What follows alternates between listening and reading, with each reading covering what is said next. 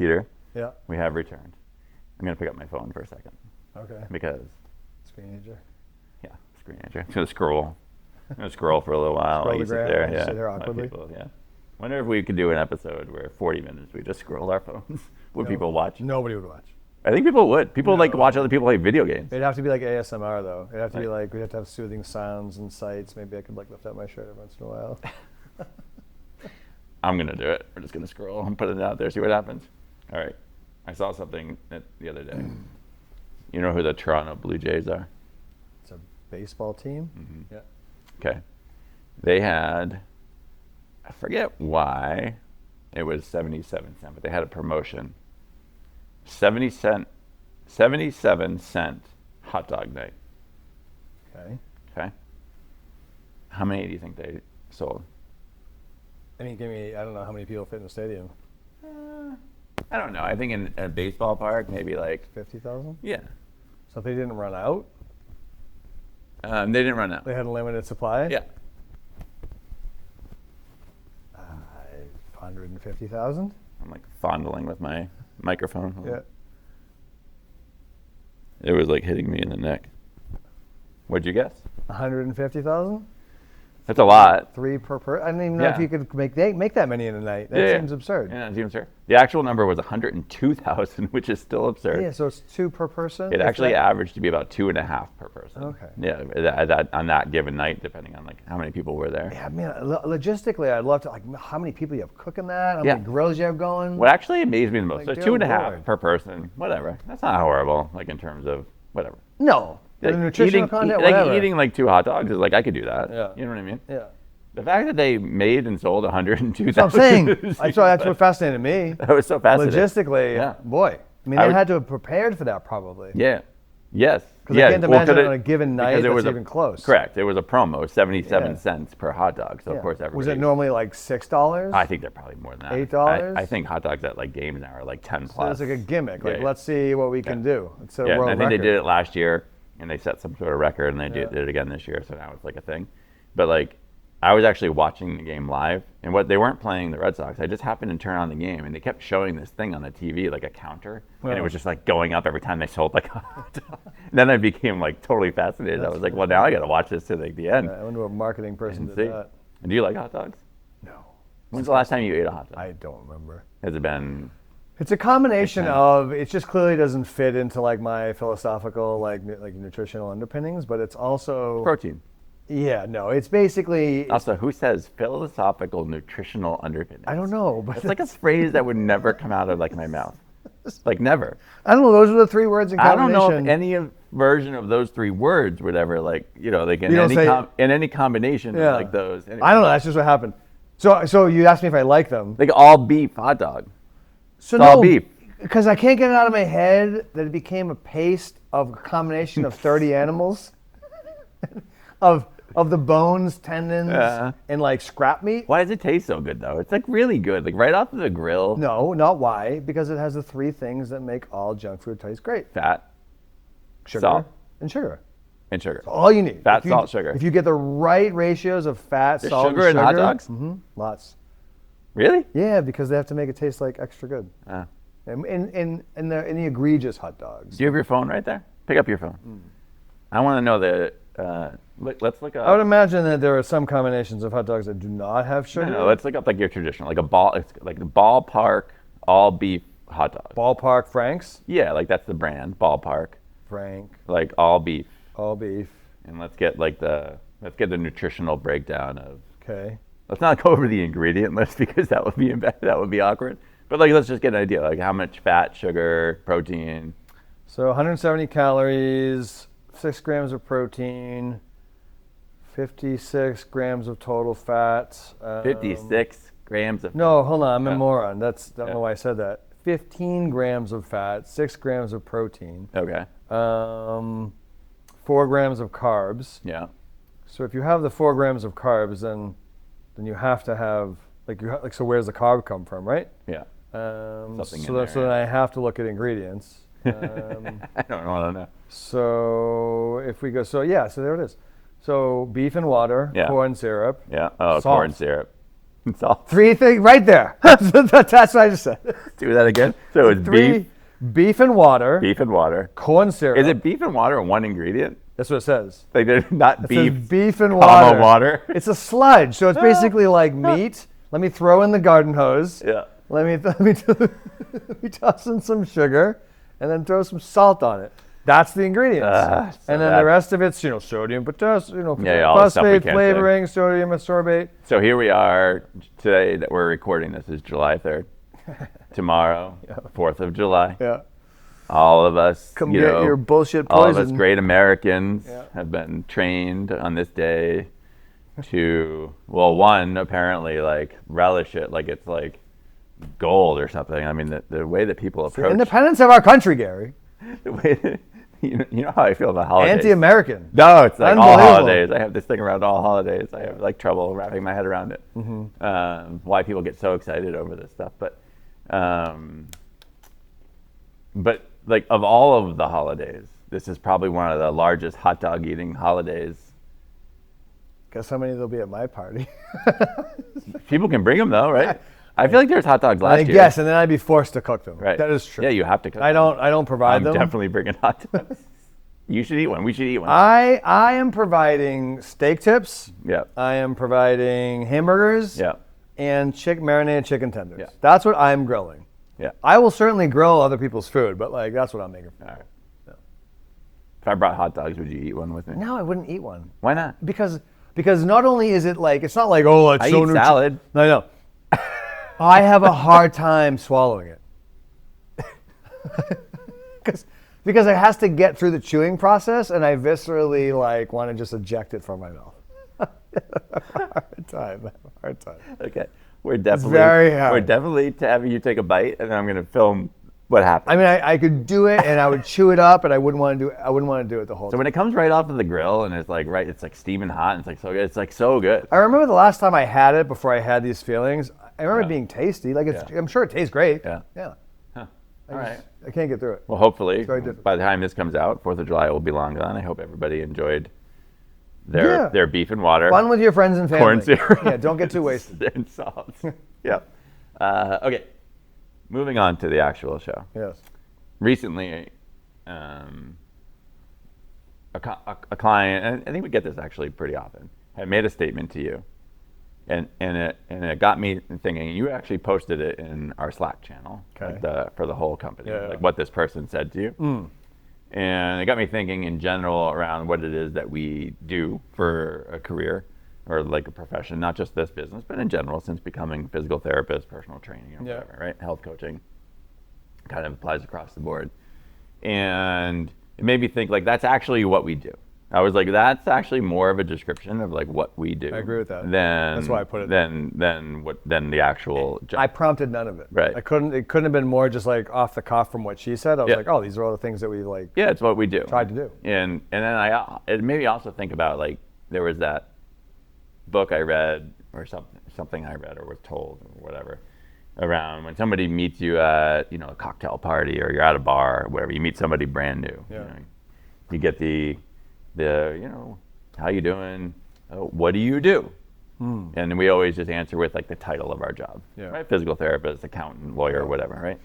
Whereas like I feel like this is like actually a great answer to like what we do. Okay. That would create for great conversation if somebody ever asked us this. So the statement, I believe, was something along the lines of, "I finally feel hopeful." Yeah. Do you remember this? Yeah. So give a little. So this is like your wheelhouse. So I'm going to turning the show over to you. Watch out. Right. So, kind of describe the circumstances around like where this statement came from. Yeah. Without giving away this person's identity. Obviously, we have rules around that. But what was the conversation? What was this person coming in for? And a little background, and then how that statement came to be, and then we can talk about our thoughts on this as a whole. Yeah, so this person that I met a few weeks ago, basically like for her entire life, leading up to this, like she's in her 60s, she felt like she's getting to the point where she doesn't feel strong, she doesn't feel fit, she has some underlying diagnoses from the doctor that are scaring her. She classically hasn't moved a lot not a lot of her life isn't like has physical activity involved in it, mostly sedentary. And when you have that kind of a lifestyle, by the time you get to your 60s, things tend to not be going very well for you. If you've been really sedentary for like 3 decades, like maybe like, since you're 30, since your kids were little, that does lots of damage on the body. And then also, like, if you don't really know like how to eat right, and you've lost a lot of muscle mass, and you gained a lot of body fat, and you weigh a lot, life feels really challenging. It feels really hard to move around. You're in pain a lot. You can't participate in the things that your kids do or your grandkids do. Like, it's awful, right? So we just had a long conversation, talked to her for about an hour, and I tried to explain the process of what that looks like to go from where she is today to where she could possibly be in a year or a few years from now. I actually told her this is probably a few-year project, like something that you absolutely can turn the ship around, and 60 is not too late, and I've seen people in their 80s make changes. Right? Age is not the determining factor at all. In fact, it's one of the least factors that determine whether or not you can make change in your life. You can make change at any age. It's just you need the right plan for your situation that you're in today, and then slow baby steps moving forward, you can become so much more fit, lose a lot of body fat, gain way more muscle mass, gain mobility, get out of pain, feel like you now have your body back. And I think the reason why she felt hopeful is because I think she felt hopeless, that like there was nothing that could be done about her situation, and she was scared of her prognosis for the next like decade, essentially, right? Like, am I even going to be able to make it to 70? I have some of these metabolic conditions that my doctors are telling me, and I don't know what to do about this stuff, right? And, I'm pretty empathetic, and I put myself in her shoes. I'm like, yeah, I would feel that way too. That sucks. So when she said that to you, what was your reaction? When somebody says something like that to you, because this happens somewhat often. With our. That's why they come. That's why they come find us, right? They don't know what to do for themselves. Right. So they're like, well, I have to make a change. And there's some moment at which that light bulb turns on. They're like, well, I got to do something. So let me reach out. They find these people. Because you posted it. Yeah. So clearly it resonated with you. It resonated. It mattered, with you. yeah. So why? Well, I mean, I feel what people feel. And for me, if I was in that position, I would want to know that there's a path forward. And what I tried to do is I tried to describe that path and what needed to be done, and tell her that, like, I promise you we can get you there. You just have to show up and be consistent and let us guide you down that path. Yeah. Right? And so then, I think that message is really powerful and important, because a lot of times people find us, they want that life change. Yeah. They're not just looking to like get out of elbow pain. They're looking for like, I need a whole turnaround, and I need a plan to do that. Yeah. And that requires more than just a physical therapy approach. That requires a whole person approach. What is your food like? What is your physical activity like? What does your stress look like? What is your job? How are your social relationships? Right. And so helping her walk down that path. So that's a combination of like getting on a solid like health coaching program that helps to improve her overall lifestyle in some of these areas, and working with somebody like a trainer that can help her build more muscle mass, build stamina, and all of these things snowball over time into amazing changes. But you have to take a a whole person, multi-systems approach to that, and it takes a lot longer than you want. It takes many years of work and effort, So I guess I wanted everybody to like get a feeling for like that's her starting point, and there is hope for people. I think for most people want the same things in life, like on a sort of broad level, right? Most people want to be healthy, right? They want to be fit, they want to look good, they don't want to be in pain. Who would want all those things? I don't think anybody chooses. At our base level, it's kind of similar. Right. So we all want like the same things, and when we don't have those things, it's easy to lose like confidence, right? Your identity of who you think you are versus what you actually are, right? Like a lot of times people struggle like with that, right? Like this is maybe, especially if maybe when they were younger, they were one thing, and they still want to be that, but now they're older and they can't be. You can lose freedom. You lose the idea of possibility, right? Like these are things that like, I would love to go climb a mountain, but I've never done that before, but I know I can't, and so there's not even a possibility. Yeah, you have to opt out of things that you would love to do because your body can't. Right. That's a horrible place to be. Like, I hate that for people. I want people to be able to do whatever they wish in life without having to think, can my body handle this? Right. That's what I would love. Like we do this so that life's easy, Yeah. right? You train hard so life's easy, Yeah. right? And if you're in a position where life's hard all the time, boy, that's hard, man. That sucks. Yeah. I do. And I think that most people get to that, maybe not most, but a lot of people get to that point, right? And I think the first step, and this is what made me, after you wrote that, and I've been thinking about it, I think the first step and the thing that we can do the most for people is to give them hope, is to give them belief. Hopelessness is like, Because you can't if move we forward. can't relay that, Yeah. right? So you did this in that conversation with this person, Yeah. right? Then they never take action. Yeah. They never make progress. Yes. Because why? They What's never the get point? results. Yeah. If they don't believe it, if they don't believe or they don't have that feeling of hope, Yeah.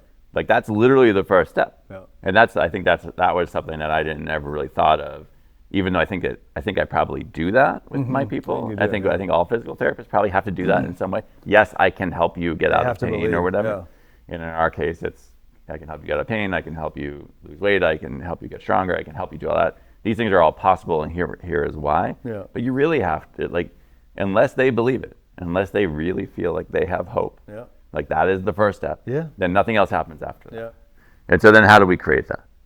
So how can people who are listening to this, who don't get the privilege working with either me or boy. you, or just maybe they don't have, right now they don't have this in their life, right? Something like this, maybe wherever they live or whatever, they never have thought about seeking it out, or maybe they just don't want to seek it out. They're somebody that likes to do things on their own.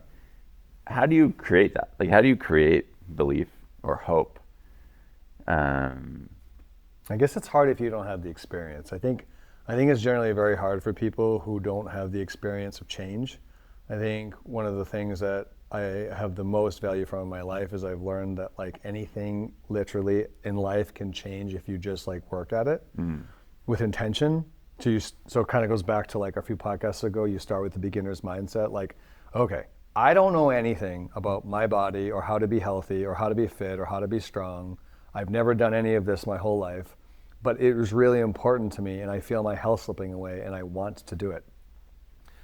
That's okay that you don't know anything, and you have to be willing to go through the process of learning the beginner's mindset, and you will get better as a byproduct of putting effort at it.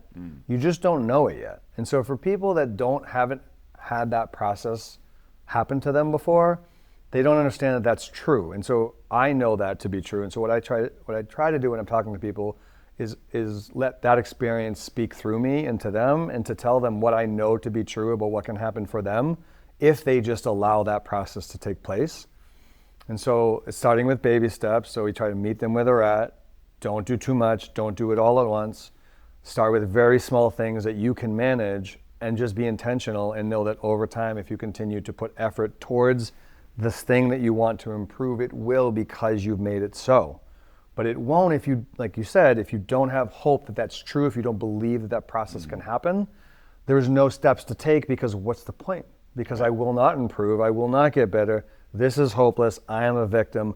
All of that stuff, that mindset, is death to the body and the soul. Yeah. And if you know that you can change, because I believe that and I know it to be true in my life and our clients' life, then you will change. Right. Yeah, I think for a lot of people, I think social proof can be very powerful. I think this is probably where support groups and things like AA and whatever, this is what they're built off of, right? Yeah. If you can see that somebody else like you did it, that can be powerful, right? And I think we get a lot of that. We see a lot of that in the gym, right? Yeah, we see it here you almost because you have a client who's been with us for a year, and then a new client who kind of looks like that person was a year ago, sees that, and oh, I can do that. I can they used to be that. Right. Are you serious? Yeah. I can do that too. So I think that's really powerful, and I think that can be a double-edged sword, though, in the sense that we know comparison is the thief of joy, right? We talk about that all the time, and if you don't let it inspire you, if you let it get you down, if you're oh, look at these people on Instagram or whatever, right? So I think it's important that it's somebody that you know, versus just scrolling and seeing all these Yeah, people. well, social media is bullshit, but yeah, sure. I mean, But if you can find somebody like in your world, right, or in your life, or maybe it's somebody at work, or maybe just a neighbor or something that you know they've made a transformation of some sort, whatever it is that it is. Maybe maybe they were overweight and now they're not, or maybe they used to not exercise and now they do, or maybe they were in a lot of pain, but you see them out and about and they seem like they're doing well. Whatever your thing is, right, that you want to change in your life.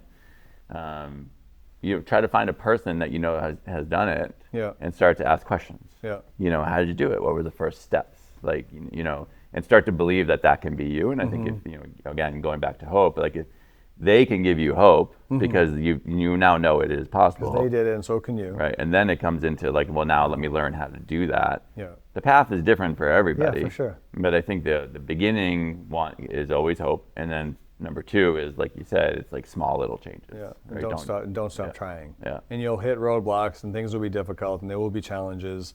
But always know that like the hardest things in life bring the greatest improvements. And if you can like weather the storm of hardship and disappointment, and you can just keep going, like you'll absolutely like improve like exponentially more than you ever could have dreamed, but because of the effort. And to your point about like comparison, so I agree with that. And I think a way around that is if like you're the type of person that has the comparison kind of steals the joy from it, because like, you know, well, I'm not that, and that person's better than me for these ways. Is it's like stealing for take inspiration from someone being better than you, in the sense that like they're better than you in this area because they've put the work that you haven't seen. And because they've done that, now they've become this thing that you wish you were. Well, you can do that too. Like everybody can put the work in, and you can do it too. You just didn't see them do it, so it looks magical. But I promise you, it's not. If somebody is better than you at something, it's because they've done the effort, most likely. So if that's the case, just like oh, that's awesome. Like they can do that, I can do it too. They can be that way, I can do it too. You just got to figure out the process. Yeah, one of the podcasts I listened to actually this morning, he was talking about something similar. He said, you know, a lot of people look at somebody, whatever, like a Jeff Bezos or Elon Musk or somebody who's like super. The end product, man. Well, they see the end product and they get, you know, they get mad at it for some reason. Like they get jealous, or they get like there's like some hatred towards it. But really, what you should, you know, the best way to look at them is like, man, there's like they've mastered like this thing. A thing, right? They mastered a thing. Whether or not you like them like, politically or as a person is totally a side effect. No, we're looking at like just the success. And you're like, wow, they mastered this thing to such a point. Like, well, how do I do that? Not that I need to have $1 trillion, but it's like they became so good at a thing that they were able to. They're the best in the world at a thing. Right? That is and use that as like inspiration, in right? And going back to like just the idea of hope, like if somebody can do it, so can you, right? At what point in your travels did you realize that your job was to provide hope? Well, I realized that if I couldn't get buy-in, that all the information was useless. If they didn't believe, then it didn't matter what I told them. None of it was going to be helpful unless they believed that the path that they were on would help them with the outcome that they wanted. So the first thing that I always try and do with people is get buy-in. They must believe me in some regard. Do you ask them that question? Do they believe me? Yeah. No, like, do you ask them? No, do you, after you tell them, like say you're meeting somebody for the first time, like they're coming to you for health coaching or whatever. And you give them the plan. Do you ever say to them, do you believe that you are like ready for this? Do you believe that you're a person that's going to have this outcome that I just explained to you? Like, are you hopeful in the moment? Do you ever ask them straight out? Like, no, I think I just feel it from them. Yeah. I probably just. I wonder what you would get for an answer if you asked. Yeah, it's interesting. Now that you're saying that, there are times in which I don't do it as like a core principle, like it's not like a pattern. Yeah. But there's absolutely been times where if I feel from somebody some doubt, I'd be like, you do realize that this is possible, like correct? Yeah. And they have to kind of sort through it because you're right. I mean, they have to have that as a foundational element. If they don't believe, then what are we doing here? Right. It's kind of useless. I feel like that would be, I mean, it certainly applies in health coaching. I think it certainly applies also in physical therapy. I think physical therapists should get in the habit of asking people that in their evals. Like, do you believe I can help you? You know, I've definitely had that conversation. I don't do it all the time. No. But I do the same thing. If I sense some doubt, I'm like, you know, I'm not going to waste my time or yours. If you don't believe that physical therapy can help you, or you don't believe that you can, you know, lose weight, or you don't believe that you can get stronger Yeah. and live a more like functional life, then we're wasting most of our time. We're going to go through the motions. Correct. The through Like the motions is the we'll have worst. 10 visits or whatever it is, and then in the end you'll have the same exact feeling. Wow, physical therapy. I would is stupid, rather have whatever. never seen you. Yeah, I'd rather you just. I would end it. rather just like that's Yeah. So I agree with you. Yeah, I mean, I've had some conversations like that. Like I've had, we don't get those here, but back where we used to work, you get the person. Well, I'm only here because the doctor's I'm checking making a me box. come. I'm checking the box because I'm in the middle of a lawsuit, or Yeah. because I want to get an MRI, or because of whatever. And they come into it with no expectation that they're going to be helped by us, right? They're just there to like waste everybody's time and check a box. In which case they don't ever they get definitely helped don't. by Yeah, us. those people don't get helped. So I actually, as I got older in my career, I started saying to them, well, I'm not the person for you. Yeah. Like, you should go somewhere else. Definitely. Like, I would just send them somewhere else. interested. And I remember, like, our boss was like, I don't think you could do that. But, like, listen, they're not vested in this. Yeah. I'm not giving them my time. Yeah. We're busy enough. We don't need the business. Yeah. Like, they can go somewhere else to check the box. They either believe that I can help them or they don't. I feel the same here. I don't think I've ever said this to you, but like one of the things I've got actually into the habit on purpose of saying to parents and athletes is like, first of all, the one of the worst appointments I ever have is a kid that doesn't want to like be working with me. Yeah. That's the worst. Yeah. Like I'm babysitting and I'm making them do stuff that the they have parent no wants it. interest in doing Yeah. because their parents are making them be here. Right. I wanted to do nothing to those appointments. So like what I'll say to the parent and the kid on the very first time I'm meeting with them, not even on their evaluation, is I'll be like, so by the way, I'm talking to the athlete, Yeah. is this something that you are very interested in doing? Yeah. Why is that? Right. Yeah, you did that with my kids. And then I will turn to the parent and I'll be like, just so we're clear, the kids that have the best success in a program like this is a kid that wants it for themselves, not because you want them to do it. Yeah. And if everyone's like, yeah, totally, like this is the reason why I want that, awesome. Can't wait to work with you. Because if you're just going through the motions, you're not gonna get shit. I'm stealing your money. They're not gonna have any progress. What are we doing? Yeah. Like that's awful. Yeah. Right? But they will, if the kid wants it, boy, you can make a ton of progress because they care outside of the babysitting session that I'm doing with them, It goes right? back to, like, the hope and the buy-in and the belief. Like, Yes, if they, you must want it for yourself. Right. Yeah, you must want it, and then you must believe it to be possible, and then now we have something to work with. Right. Yeah, so the next time that you meet somebody new, Okay. That's and they say, Yeah. how would you answer the question now in general? So you're a business owner, so that's a little different. Let's pretend like you don't own the business. Yeah. Or maybe you do. I think the business does exactly that too. So let's just say it's the same thing. We give people hope. Yeah. Right? Would you say that the role of Whole Health Solutions, like what we do more than anything, is we give people hope. Well, it starts with that. No matter what like it is that they're trying to get to, right? Because we see people, like we do health coaching for weight loss and other reasons, weight gain in some people's cases, but mostly sure. weight loss. Yeah. We do personal training, we do sports performance training, we do physical therapy. Health coaching, yeah. And in most cases, I would say that it can be boiled down, I think, to like we give those people in each of their things hope that they can achieve the desired goal and outcome. Yeah, so I would say it starts there. So I agree. Yeah, it always starts. But then I would say so it starts with the hope that they can achieve their outcomes and their goals. And then in the end, our actual purpose is to help them do that. Yeah. Is to actually help them achieve their long-term goals and outcomes. Correct. But it starts with hope. Right. Starts with hope. And you can't do Then it it if you becomes can't. action. Yeah. Then it becomes progress. And then it becomes results. Yeah, so it's hope, action, consistency, Yeah. outcomes. Yeah. Yeah. Right. And that's right. But it starts with hope. Yeah. Yeah. I would agree. Yeah. We help people, but I think it starts with hope. I guess what I'm saying is Yeah. like it starts with hope. Yeah, I there's- think. there's And I never many- really thought about this until you kind of posted that in the thing. Even though I kind of probably knew it to be true, I never really put a lot of thought around it. Yeah. I never went through that thought experiment of like, well, that's actually what we do. Because without that, nobody gets to the next thing. We can't help somebody unless they believe that we can help them, Yeah. right? So without the hope In piece, the end, that's what their initial meeting kind of is in the first place. It's us. It's us figuring out if like they need help from us, and then Yeah. do they think that we can help them? And if that's true, then they'll work with us. yeah. Yeah. So, all right. Well, that's that. Very good. You gonna have a hot dog this weekend? I'll have a bite with you. One bite. We're filming it. If you bring a hot dog, I will have a bite. Okay. Yeah. Definitely bringing hot dogs. I'll do my best We're to definitely enjoy having it. it, and we're definitely filming it. And And we'll put it out in social media sometime around the time that this episode comes out. I'll try to keep track of all that in my head of like that. It'll be fun. Okay. We'll have Ava cut it up. Not the hot dog, but let Ava cut up the video and make it fun. Okay. Yeah. And with that, we are out. Yeah, see ya. See you later.